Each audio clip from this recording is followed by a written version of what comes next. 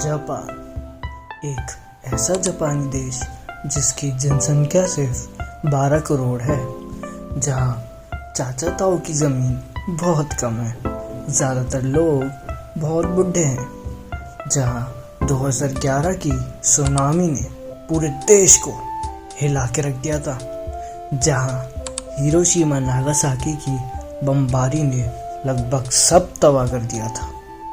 पर तब भी आज की सदी में जापान बहुत चीज़ों में बाकी देशों से आगे है। तकनीकी में, खेल कूद में, हेल्थ केयर में, इकोनॉमी में, एजुकेशन में, अश्लीलता में। चलिए आज सीखते हैं ये सब हुआ कैसे और भारत इससे क्या क्या सीख सकता है। मेरा जूता है जापानी, ये पतलून इंग्लिस्तानी, सर पे लाल टोपी रूसी, फिर भी दिल है हिंदुस्तानी। धन्यवाद। अगर आप अभी भी हमारे साथ हैं तो मैं आपको जापान का बता रहा था। आखिर जापान ने ये सारी सक्सेस हासिल की कैसे। जापान ने अपने एजुकेशन सिस्टम में बहुत अच्छा खासा इन्वेस्ट किया है, बहुत अच्छा बिल्ड किया है। बच्चों को बचपन से ही मोरल एजुकेशन दी जाती है, डिसिप्लिन सिखाया जाता है, उनको उनके कल्चर का पूरा ज्ञान दिया जाता है, सिखाया जाता है कि जब आप किसी से मिलो तो ग्रीट कैसे करते हैं।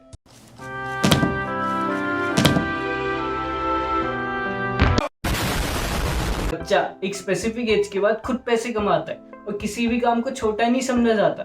एक डिलीवरी बॉय को, किसी शॉप में काम करने वाले को, सबको बराबर की रिस्पेक्ट दी जाती है। किसी को नीचे नजरों से नहीं देखा जाता। जैसे इंडिया के घरों में जब भी कोई मेड आंटी आती है और उनको बैठना होता है तो वो नीचे बैठती है, सेम लेवल पे नहीं। जापान के स्कूल्स में क्लीनिंग के लिए, स्टूडेंट्स की मील बनाने के लिए कोई अलग से स्टाफ नहीं होता, बल्कि ये सारे काम स्टूडेंट्स खुद करते हैं। इससे उनमें एक सेंस ऑफ रिस्पॉन्सिबिलिटी आती है, डिसिप्लिन आता है कि वो सारे काम खुद कर सकते हैं। एक सिविक सेंस आती है कि जहां आप रहते हो एटलीस्ट उस जगह को साफ रखना है। और इससे भारत बहुत कुछ सीख सकता है कि साफ सफाई कैसे करनी है।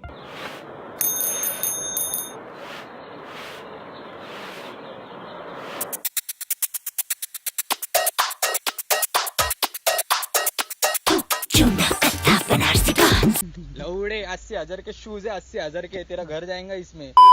बड़ों की इज्जत कैसे करनी है। Brother, Papu is already late for prayers.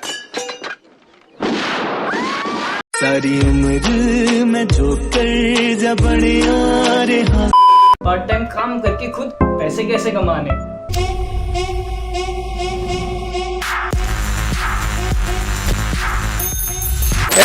पर सिर्फ इतना ही नहीं, सबको बचपन से सारी स्पोर्ट्स फैसिलिटीज दी जाती हैं। एक तरीके का स्पोर्ट्स टैलेंट हंट होता है। जो बच्चा जिस स्पोर्ट्स में अच्छा होता है उसे उसी में प्रोफेशनल ट्रेनिंग दी जाती है।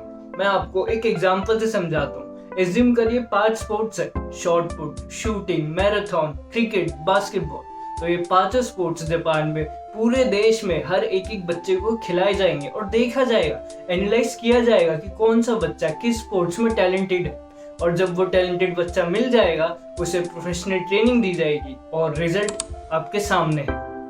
पर भारत में पॉपुलेशन बहुत ज़्यादा है, तो भारत के हर एक बच्चे को सारे स्पोर्ट्स खिलवा के देखना आसान नहीं। पर भारत की कुछ स्टेट्स में कुछ स्पेसिफिक स्पोर्ट्स का टैलेंट अलग ही निखर के आता है। जैसे रेसलिंग हरियाणा में, तो हमें हरियाणा के हर एक बच्चे को कम से कम रेसलिंग तो करानी चाहिए। जैसे बॉक्सिंग महाराष्ट्र में, तो हमें महाराष्ट्र के हर एक बच्चे को बॉक्सिंग खिलवानी चाहिए। पर ऐसे ही शूटिंग यूपी बिहार में।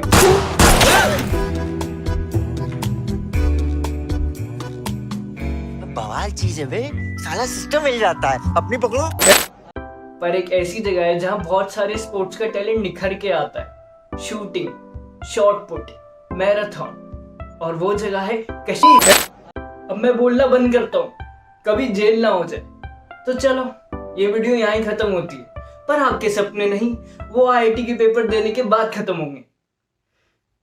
अरे रुको, अरे रुको रुको, अरे रुको यार, अरे रुको यार, सब्सक्राइब कर दो यार, अरे सब्सक्राइब कर दो यार। यार बीवी का हाथ थोड़ी मांग रहा हूँ, सब्सक्राइब ही तो मांग रहा हूँ, कर दो यार। अरे रुको, अरे रुको।